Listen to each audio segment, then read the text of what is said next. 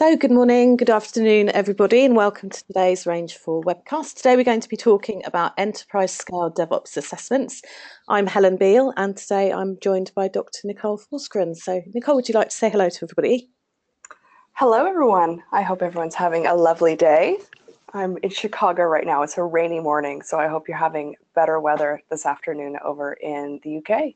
We have sunshine here at the moment, so that's nice. Oh, lovely. After a rainy weekend, a rainy bank holiday weekend, it's often the way in the UK, being the sort of centre part of 5 weather systems, it gets a bit unpredictable. Anyway, let's kick off with this. So we use this a lot when we talk about why people should do DevOps, and Nicole will be extremely familiar with the provenance of these stats. So I wondered, Nicole, if you wanted to talk to us a little bit about the State of DevOps report and how it gets put together and who it's intended for. Sure, absolutely. So I have been working with the core team, working on the State of DevOps report for going on 4 years now. And the team behind this is myself. I'm the lead investigator on the report, as well as Jean Kim, Jez Humble, and the team at Puppet Labs. And what we found is that the ability to develop and deliver software really is a core differentiator and a value driver for organizations in all industries, all verticals, for companies of all sizes around the world. And what we find is that high-performing IT organizations really can do so many things for their companies, and this includes being able to move more quickly and more stably, and that we really don't see trade-offs. And that's so key, right? So we can see 200 times more frequent deployments. We see 24 times faster recovery from failures, 3 times lower change fail rates, and over 2,500 times shorter lead times. So what this means is that we can delight our customers, we can pivot when we need to pivot, we can beat our competitors to market, we can respond to compliance and regulatory changes, we can do so much. We also see less time spent on unplanned work and rework. What this means is that it frees up so much time to spend more of our available time, more of our cycles on novel work, on new work, on time innovating for the business. I'm sure you've seen so much of this playing out in your customers. Do you have any fun stories to share from your experiences, Ellen? I have a little joke that I can share with you that we didn't put in the slides today, but I have this little thing that we're calling the Beal Headermark Golden Square, and it's a bit of a joke because there's a chap called Magnus Headermark. I think he's in Germany, and we chat quite frequently on social media. And I put something up one day, and he started making some comments, and we had a bit of a chat. And we were talking essentially about this kind of concept of the iron triangle in terms of IT, in terms of this long-held belief that we've had that you can only kind of control 2 out of 3 of the 3 factors, and the 3 factors being cost, speed, and quality. So what we've traditionally believed in IT is that if you do something that's very high quality and very fast, it's going to be very high cost. But what we're saying with DevOps is that actually you can have all 3 of those things.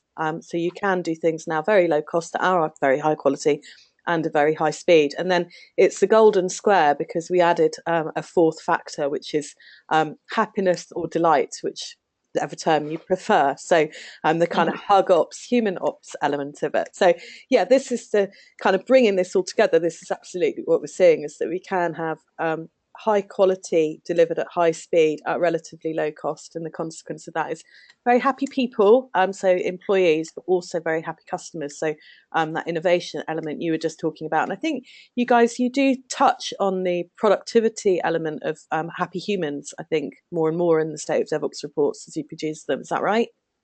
Yeah, you're absolutely right. And we touch on, I think, the productivity aspect of it as well as the sustainability aspect of it. So we touch on the productivity aspect of it because we talk about how much time you save, because we talk about less time spent on unplanned work and rework, and how that kind of parlays off into more time that you can spend on new work and novel work and innovation.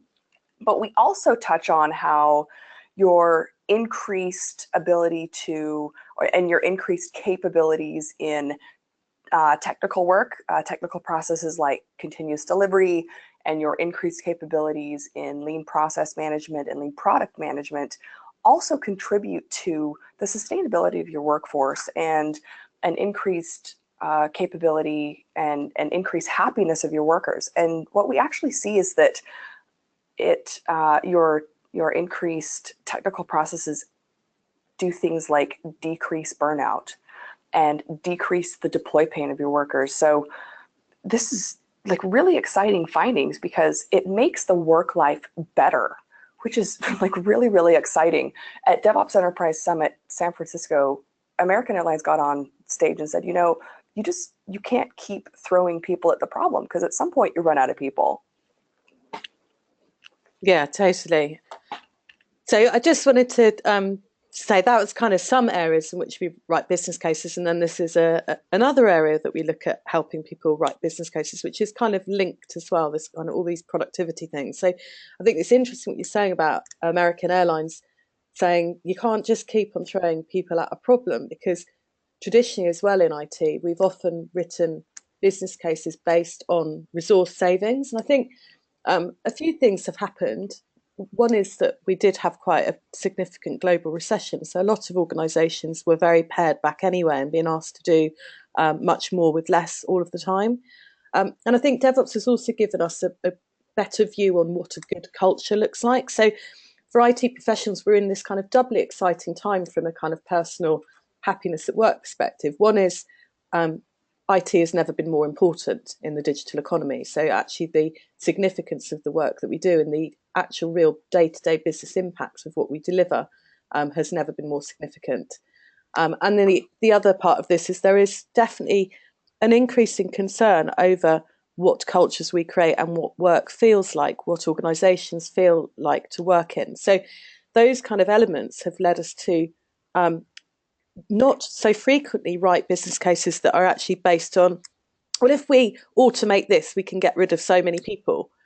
We tend to write business cases more now about, right, if we can deliver that value to the business faster, so that one on the top left, the value realization element, if that thing, that feature is going to be worth 20k a week, if we can bring that forward 5 weeks, then we've got an extra 100k in the bank. So, these are the kind of basis of what people are trying to do. And similarly, automation, I speak to so many organizations that, DevOps is a grassroots, it's a bottom-up, top-down thing, and people get quite frightened, particularly at the start of assessments, if they're not very involved, because they think that DevOps means automation and they're going to be automated out of the job. But really what we're talking about in DevOps is automation to release more capacity into the system. So I think that reflects, again, back to what you were just saying about American Airlines. Mm-hmm. Absolutely. And I love the way you phrase that, right? Those two really go together. Let's kind of phrase it the other way, right? Automation is about releasing capacity and letting people do the things that we're really, really good at.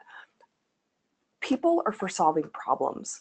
Automation is for doing things over and over and over again. Let's let automation do the repetitive tasks, the mind-numbing tasks, the boring tasks.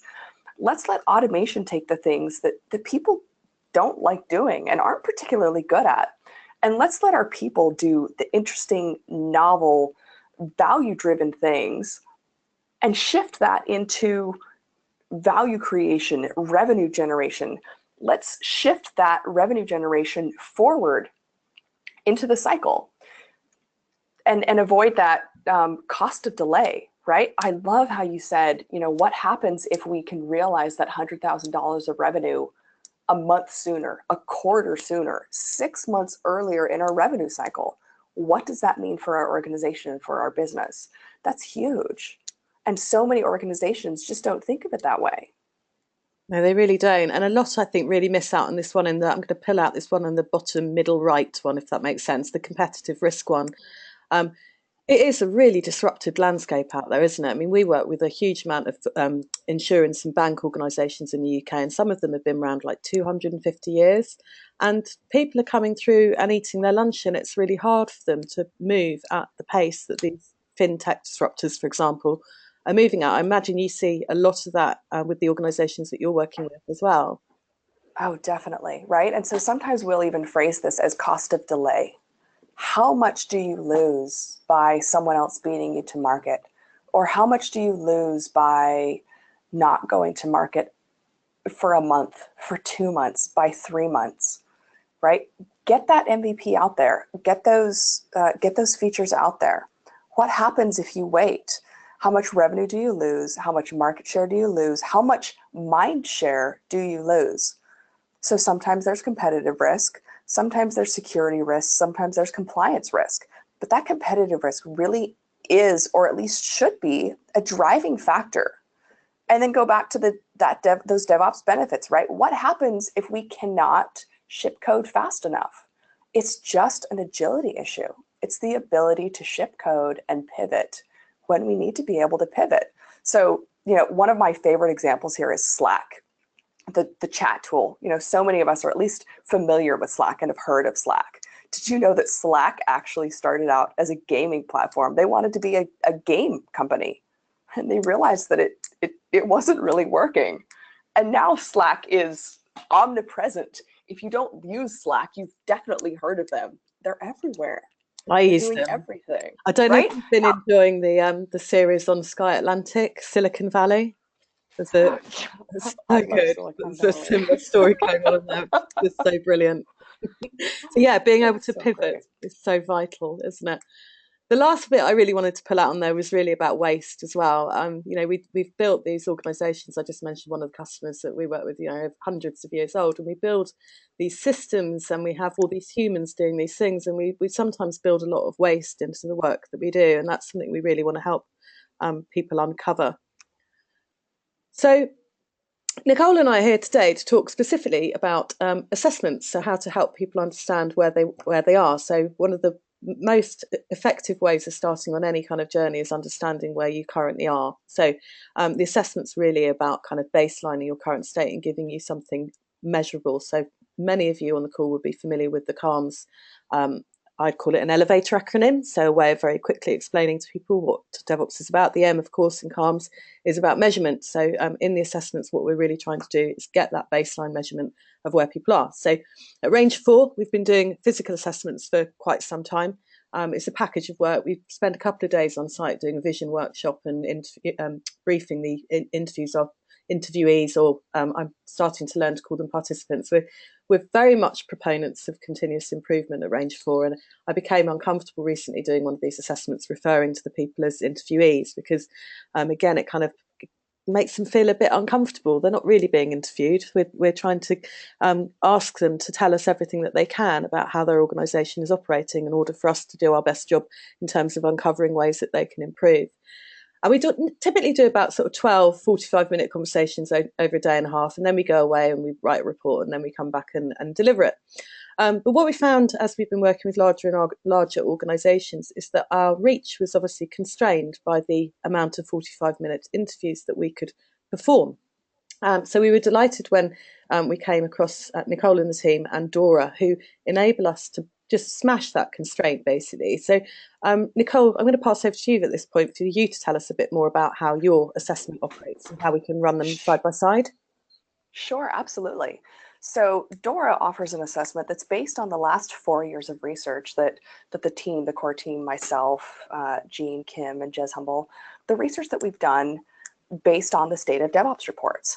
And as the slide outlines, it's a 15-minute survey that we distribute via email. Now, some people right now, I'm sure you're thinking, oh, it's another survey. But this is actually a scientific, psychometric, valid, reliable survey. It's actually appeared in academic peer review.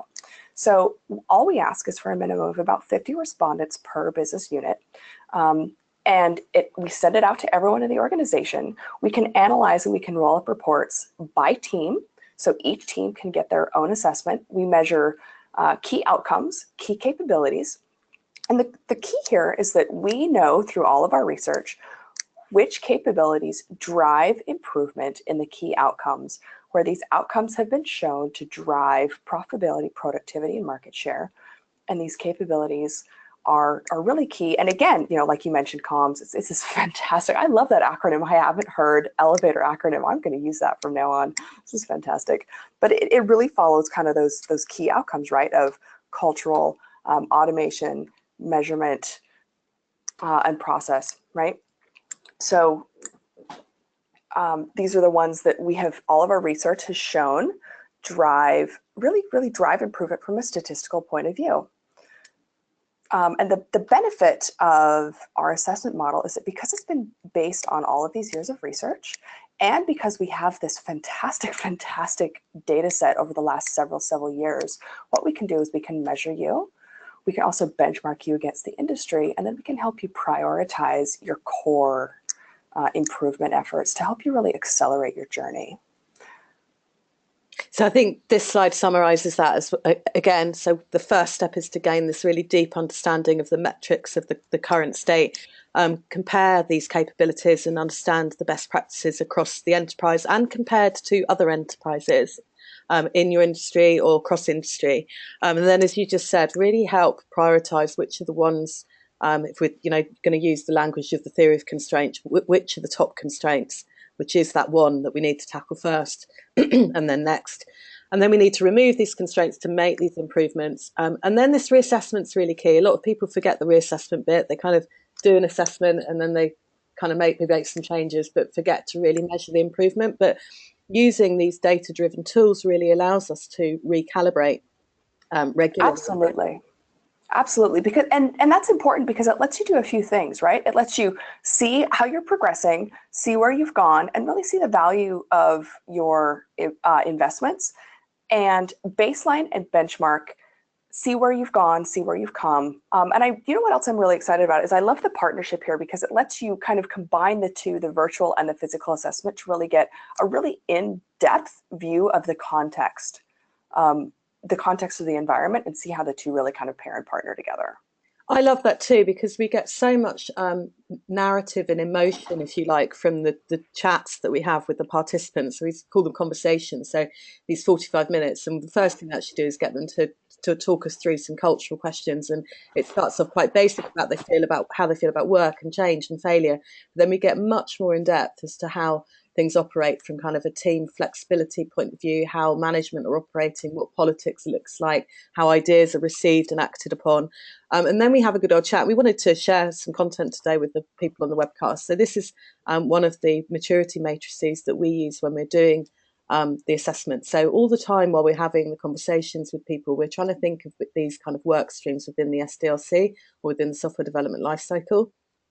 We call them IVA. So we talk about ideations, the way that we elicit and manage ideas, integration, so how we compose applications, how we integrate multiple applications and infrastructure, how we validate that everything that we're doing is right, how we run the stuff in operation. And then the really important one for us is the realization piece. So we often talk about ideation to realization, which takes us across the whole life cycle.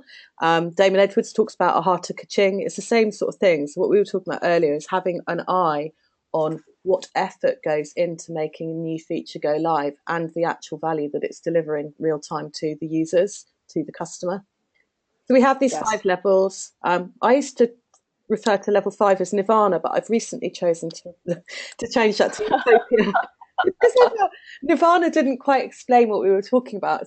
Nirvana's about spiritual enlightenment, but whereas what we're talking about here is the ideal state. In fact, just Friday, the last working day, we had a bank holiday here yesterday, but Friday afternoon I was with a relatively small organisation of people that run pensions and actuaries, presenting their findings report, and they were talking to me about, is level 5 actually achievable? Because utopia is often seen as kind of a bit of a fantasy land, but these are not fantasy, fantasy target states. There are organisations that absolutely have this ability. Just picking one out, to pick at validation, for example, user stories written as test scripts. There are lots of people that are practicing TDD, test-driven development, on a daily basis. There are people that are definitely up there. Lots that aren't there. Absolutely. Don't panic if you're looking at that and thinking you're level. So this is one of the charts from the DORA, the virtual assessment part. So this is the kind of the part of the report that comes from that emailed survey that can go to, I don't think we've really dwelled on this point earlier, but this can be, it's very scalable, isn't it? It's like at least 50 people, but as many thousand in theory, or as maybe in practice, as you want to get to complete this. Yes. So we can do this, like you mentioned, we can scale to many thousand. When we do this, each team gets this chart, and this is an outcomes chart, right? So when we talk about things that we should measure like key things. So this is an outcomes chart, and if you remember going back to where we first started, we talked about the ability to develop and deliver code with both speed and stability, and everything's possible. This is that chart, right? This is what we're talking about here. IT performance is a composite score of both speed and stability. So speed are going to be those top two measures. Lead time, that's going to be code commit to code deploy. Deploy frequency is how often you push that code. MTTR is mean time to restore, mean time to repair. That's a stability measure. Change fail percentage is also a stability measure. Burnout and deploy pain, these are super important to measure because that's going to speak to how sustainable those practices are, right? Are you able to pull all of this off because you're just throwing so many people at the problem? Right now, this chart compares, because I know my benchmarks just by looking at them, because I do this so often with so many companies. This is a comparison to the high performers based on a slightly older data set. Right now, we have 2017 data. So the nice thing is that we can take a look at this chart and you can say, okay, this is how my teams are comparing. The blue line, the colored lines is how well the teams are doing. Anytime you see a dark black hash mark, that's going to be a reference group. So this is, as I mentioned, comparing to the high performers in the industry. You can very quickly see where your gaps are, right? You can see what your reference group is. This is your aspirational group. And now you can say, okay, how do I close this gap? You know what? You close this gap by improving your core capabilities, because we know, based on all of our research and all of the statistics that we have run, all of the research we've done over the last 4 years, that by improving core capabilities in core areas, this drives improvement. As I mentioned previously, those core capabilities fall into four broad areas: cultural, technical, process, and measurement and monitoring. So I think let's have a look at that in a bit more detail. So Yep, walk us through that. exactly. So each team would also receive one of these charts. So our cultural capabilities are in orange, our technical and automation capabilities are in blue, our process capabilities are in green, and our metrics and monitoring capabilities are in yellow.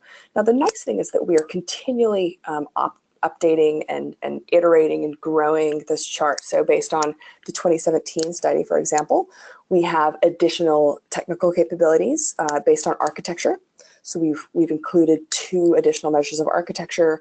We have additional process capabilities that we've added as well.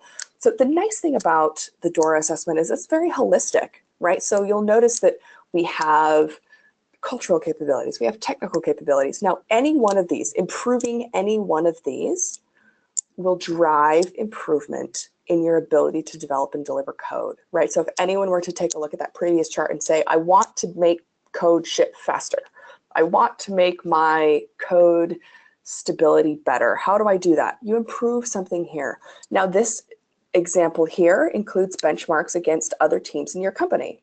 Your report includes benchmarks against the whole company, includes benchmarks against the industry. This one in particular, this example here, is against benchmarks in your company. Now, how far that pie slice is filled is how well that team is doing. And again, anytime you see that dark black hash mark, that's going to be that reference group. So at a glance, you can very quickly see how well your team is doing. I'm particularly interested in the orange section. So I know we talk about Westrum quite a lot. We talk a lot about Lalu and holocracy and stuff as well now as well. So it'd be interesting to see if you can incorporate that in the future. Yes. Now, for anyone listening in, if they haven't heard you talk about Westrum or me talk about Westrum, I talk about Westrum all the time. So Westrum is a particular measure of organizational culture that focuses in on trust, information flow, what happens when people take risks, and if you allow for novelty and implementing novelty in teams. So for anyone wondering, that's what Westrum is. Yeah. And Lalu, I mentioned as well, so Frederick Lalu wrote a book called Reinventing Organizations. He talks a lot about something called holocracy in there. So you can find TED Talks from the kind of founder of holocracy, Brian Robertson. It's just a little bit newer than Westrum and kind of just takes it, I think, to kind of the next level in terms of distributing authority and flattening hierarchies and things like that. the learning piece, I think I find really interesting there as well, because obviously another thing that we use a lot is the 3 ways from Jean's The Phoenix Project. So Mm-hmm.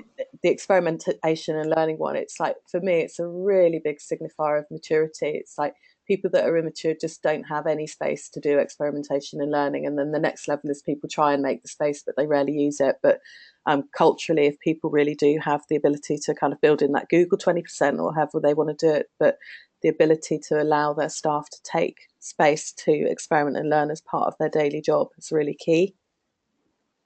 Yes, absolutely. It's so important. Let's just move on to the next bit. So just to recap this approach for the DevOps discovery, what we're really doing is baselining the current state. So we do that in an enterprise using both of our tools, so the physical tool and the virtual tool. So the physical tool is constrained by the amount of 45-minute interviews we can do in the time allotted. And our standard package basically says we do around 12 over a day and a half, but we have and can expand that. We can do multiple, so if you like, across different areas of an organization, but we still have that constraint of we can only talk to X amount of people. So using Nicole's DORA platform, we can add in this virtual view, which allows us to expand that to another 50, 100, 1,000, 10,000 people if you want to get them involved. And they complete a fairly straightforward, it's about 10 or 15 minutes online survey. From that and from the vision workshops, we're able to articulate the future state. So we use those maturity matrices that you've just seen and the maturity diagrams to identify what a good future state could look like, and then identify the key priority areas to focus on. So here is the prioritization, sorry, I said that bit wrong, the prioritization metrics that comes from the DORA survey. So Nicole, would you like to talk us through what we're seeing here? Yes, absolutely. I have to say, this is one of my favorite things that comes out of the report. This matrix in particular is customized specifically to the organization. And what we do is we take all of the data from all of the teams within a line of business, or if it's an organization that we just has kind of one line of business, this is where we need about 50 people taking all the surveys. And what we do is we identify the constraints. So anything that's slowing you down, we help you identify what's most important. So if we think back to that round chart before, anything that you improved there would have helped you speed up your software delivery. But there were about 20 things there, 20, 24, right? You can't go to your teams and say, here, fix 24 things and you'll get better, right? That's just overwhelming. It's too much. So what we do here is take a look at anything that appears in that grayed out quadrant, anything that appears in the bottom right. Now, in your specific 2x2 matrix, anything that would appear in your bottom right is going to be a constraint. If you pick anything, if you identify anything in that bottom right quadrant and select that for improvement, that is your priority, that will be a fantastic candidate to help you accelerate your transformation journey. Because these are the things where your performance is low, and yet it has a high impact on your ability to develop and deliver software. So in this example, an organization that would pick test data management or continuous integration or working in small batches or monitoring or process control, this would have a huge impact. Now, sometimes people look at this chart and they would say, well, what about test automation? Test automation is relatively low for us in performance. And I would say, yes, it is. But if you dedicate resources to developing more test automation, it will not help you speed up, right? This is not a constraint for you. This is not the thing that is slowing you down. The things that you're not doing particularly well at, and the things that are slowing you down right now, are test data management, continuous integration, small batch development, monitoring, and process control. This is what helps you focus your resources on the things that, as some people have said to me, this is the biggest bang for your buck. And so this is the value of the DORA assessment and moving forward. And the fantastic thing, this is what we did at Capital One. So Capital One is known for being a pretty advanced DevOps shop. They are also pretty advanced in their instrumentation. They have so many measures everywhere, but they worked with DORA. They worked with the DORA team. They had measured so many things, but they weren't quite sure what their priorities should be. by working with the DORA team, we were able to identify for them 2 key areas to focus in on. And what it ended up being was change process control and trunk-based development. They were actually slightly skeptical at first, but by trusting our analysis, trusting our priority matrix, they moved forward. And in just 2 months, they saw an over 20x increase in the number of releases in just 2 months with 0 increase in incident. It was pretty amazing. Yeah. I know, it was fantastic. It was a super, super exciting result to see from them. So we like talking about Capital One as well, and we've got this little chart here that we use, which is from some of your material. So this is Martin. So we love this. This is what you just said this. So when he first worked with you guys and you discussed the trunk-based development approach, that he says they were skeptical that it was going to work because of their platforms. Yep. And they found out that the most advanced teams had already done it, and those who didn't was because they'd had other opportunities, but they were creating long-running feature and release branches. But so by doing what you suggested, it offered these insights to them that they just hadn't been able to uncover. They couldn't see them themselves. Mm-hmm. And so that was the key, right? By being able to point them to the right thing, they were able to drastically accelerate their journey and their performance. This highlighting the behaviours. So just while we finish up, we're just coming to the end of the 30, or just over the 30 minutes we've got assigned, and then we'll move into some questions. Just to kind of give you a little bit of background on both of us. So Range 4, we're very much a niche DevOps evolution specialist. We won an award in 2014 for our, it was actually for our DevOps assessment. So it was a Beacon Award for Outstanding DevOps Solution from IBM. Last year in 2016, we also won the award from DevOps.com for Most Innovative DevOps Solution Provider.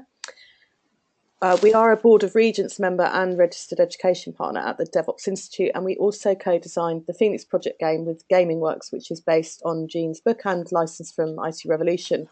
And that really is intended to help people experience these kind of things. So if you've read the book, you'll know about all the characters and the pain that they go through. In a day, we take a group of people through a very data-driven exercise where they basically do a card-based business simulation and play the roles from the book. I'll leave you, Nicole, to reiterate a bit about DORA. There's some bits here. Sure. So DORA is DevOps Research and Assessment. We are the principal investigators and primary authors for the State of DevOps report, which we work with Puppet Labs on for the last 4 or 5 years. Now, including this year, we are over 23,000 respondents, although those numbers haven't officially been released yet. Over 2,000 organizations. We include authors for the Phoenix Project, DevOps Handbook, Continuous Delivery, and Lean Enterprise. Gene is also the organizer for the DevOps Enterprise Summit events in San Francisco and London. Oh, and by the way, Jez and I will also be organizing a metrics workshop June 7th coming up. Oh, yes, fantastic. Thank you. We are very excited to be offering this. Tell us more about where that's going to be and how to get there and that sort of stuff. So this will be held, I need to look up the address because it will be in London, actually. Is it at the DevOps Enterprise Summit, or is it like a day before or a day after or something? It's the day after. It's Wednesday, June 7th. And it will be, it's at a venue in London. And I don't think I'm supposed to, I think I'm only supposed to share the street address, but we can make sure it's in the email that follows. Yeah, we'll make sure we share. Don't worry. Yes. But it's super exciting. It's my favorite workshop to offer, and it ends up being one of the most helpful from so many people that have attended it. It's applicable for practitioners and for managers and for executives. And what we end up doing is sharing really a common framework to think about metrics and measurement across all levels of the business. It helps you think about ways to talk about and communicate measures that are important and impactful from both an income inputs and an outcomes perspective.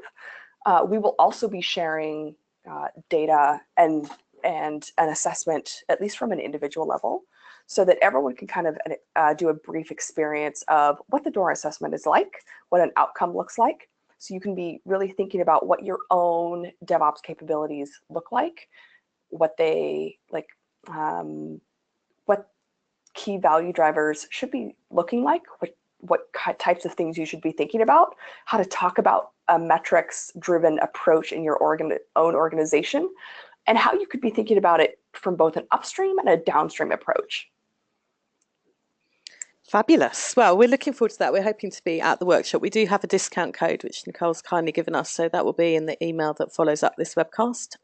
And we'll be at DOS as well, so there will be at the DevOps Enterprise Summit. We'll be there teaming with Atlassian. Nicole, you will be there to talk to people as well. Yes, you're speaking. Yes, I will be there, and Jez will be there, and Jean will obviously be there, and I think Nigel will be there. I'm pretty sure that I think we're doing the closing keynote. So, and we'll be sharing the results of the 2017 State of DevOps report. We bumped up the release date a few days so that we could release it at DOS London. So fabulous. It's so good this year. It's so good. I say that every year, but it's really so good this year. I can't wait. It's going to be very interesting, I'm sure. So that's us done in terms of content. So let's just see if we've got any questions. So we have one here just come through from Paul. So it is, what is a reasonable time frame between the assessment and subsequent reassessments? Great question that you and I have discussed quite a lot already, but I'll leave you to answer that one, Nicole. Sure. So for the DORA assessment, I suggest about 6 months between, and I suggest this for a few reasons. First, I think 1 year is too long, right? I think that's a little long for people to really see and gauge improvements and what's been happening, right? That's such a long gap. 2 or 3 months is too short, because you risk survey fatigue, right? You don't want people taking surveys all the time, particularly 15 to 20-minute surveys, because that's just kind of long. But we don't want the survey to be shorter, because then you don't collect enough really, really good quality, holistic overview information. 6 months is also good, because it gives you enough of a gap for people to forget enough about the questions. So I have a research background. I have a PhD. I was an academic for several years doing research, and 3 months is actually a good enough gap. We like 6 months for another good reason. It gives you a good gap for kind of a research lag for like losing survey fatigue. It also gives you a good gap because if you think back to that priority matrix, we do that at the line of business level, because it lets you do strategic resource allocations, right? So think about VP level, senior director level. They can say, oh, we needed to do CI, trunk-based development monitoring. I'm going to dedicate resources to fix this. That gives you time for resource development, roll out some initiatives. It gives you time to do some of that, see some movement, some change, some benefit, reassess. You can see some changes. Now, we don't expect you to see significant changes in all areas, but you can see some change. And if you don't see change in anything, you can come back and you can say, why wasn't there change? It could be something really difficult, right? Trunk-based development in most cases is really difficult, right? The Capital One case study is a little different or challenging, because like they're already kind of amazing. They were able to tackle that really quickly. Things like continuous integration can be challenging. But it gives you a good enough gap that you can see changes in at least 1 or 2 areas. We've seen the same, actually. The 6-month reassessment is definitely the optimum time. I think what we've observed is some organisations sometimes do an assessment and then they kind of, something happens, like there's some reorganisation or there's a blocker, often a kind of blocker with maybe a key person in management that doesn't believe in the change that needs to happen or something, and people get stuck. So if you set the expectation as a year, it doesn't help people move those blockers. So people should absolutely go into this expecting to stand up some kind of project. We recommend doing it as a sprint project, so running up a DevOps product backlog, maybe doing epics around calms within that backlog, maybe pulling together a DevOps steering committee, because we don't really like people putting together DevOps teams. It's a bit of an anti-pattern. So having a steering committee where maybe there's a product owner effectively for each kind of epic in that backlog. So yeah, 6 months, absolutely. This brings us quite nicely onto the next question we have actually from Carvo. So we haven't really mentioned it much today, but at Range 4 we also use something we call the DMI, which is our DevOps Maturity Index, which gives us one number out of 100 that we grade all of the people or all of the organisations that we do an assessment on, and we draw that number from the cultural questions that we ask, and also their CALMs and their IVA maturity. And we give them the number, and then we tell them where they sit against the average. Now, interestingly, sort of several years ago, when we ran the first survey and the first few assessments, we were running an average score of around 64 out of 100. More recently, we've watched that average, and it's very straightforward. In Nicole's world of data science, is basically a mean average that we're using, so it's nothing too sophisticated. But we have seen that number drop recently to about 59.6. We were quite interested in that. And my interpretation of it has been that sort of 3 or 4 years ago, the kind of people that were asking us to do assessments were people like Lego, who were actually already relatively mature and almost wanted it was more like a health check for them. Like, are we going in the right direction? Have we achieved what we set out to achieve? Whereas what we're seeing now is lots more enterprises coming to us that are really just starting out, and it's almost more like a readiness assessment. So, where are we now? What are the quick wins? And I find myself saying quite frequently to these sort of organisations that they mustn't be downhearted about getting what they might think is a relatively low score, because there are so many people that have done so much before them and have learned so much that effectively they can leapfrog some of the maturity levels if they are able to pick the right ones. So I'm just going to read the question out for Kaveh and then let you answer it, Nicole. So the question is, would you baseline the survey prior to reorganisations associated to a DevOps initiative, or do you do it after? So I think he's asking, do you do it with organisations that already have a DevOps initiative in play, or do you do it when they're already doing it? Okay, so I read this question a little bit differently. So maybe I'll answer both. I'll fit your way. I'll answer both. So if there's an organization that already has a DevOps initiative in play, go for it, right? So let's go ahead and measure, baseline, continue ahead. I think there may be an alternate reading to this question, and that is, if an organization is considering a massive reorganization or a massive, what's a good way to say this, restructuring or layoff or something, and they're considering an assessment or a baseline, and I could be reading into it because I've had so many people ask me this, right? And they're like, we want to do the thing, but we know cuts are coming or reorg is coming or something. Do your big cut or your big layoff or your big reorganization, wait like a month, and then do your baseline and then continue on. And this is for a couple of reasons. First, get your reorg out of the way, set up your new structure, wait a couple weeks. Like don't wait 6 or 7 or 8 months until everything is settled and fine, because let's be real, nothing's going to be settled and fine. Like there's just going to be a new way. Like give people just a couple weeks to settle in, and then do your assessment and your baseline, and then continue forward, right? Go ahead and start. The other reason that you don't want to do an assessment and then do all of your cuts or your layoffs or your reorg and then continue on is because you do not want to send a signal, or you do not want people to unintentionally associate the assessment effort, whether it's DORA or Ranger 4 or any other assessment effort, even if you make up your own assessment effort inside of your company, you do not want people to associate an internal measurement effort with, let's measure the thing, oh, I'm going to reorganize or cut our workforce in half or start a new thing. You don't want people to associate those two activities or events, right? You don't want people to think measurement means turn up the apple cart. Does that make sense? Yeah, totally. And I think your interpretation of that's is spot on as well. And it is interesting. Yeah, you want people to think measurement means continuous improvement, genuine, meaningful, internal introspection, improvement, right? You don't want them to think measurement means, oh no, craziness is happening. Quite. We don't want any craziness, no. No. Okay, so that brings us to the end of the allocated time today. So I would like to thank Nicole very much for participating in today's webcast. So thank you so much for having me. And thank you everybody else for attending, and we'll get that follow-up email out to you shortly, and hopefully maybe see you at Jez and Nicole's workshop in June. Yes, hope to see you all there. So thanks everyone and goodbye for now. Bye, Nicole.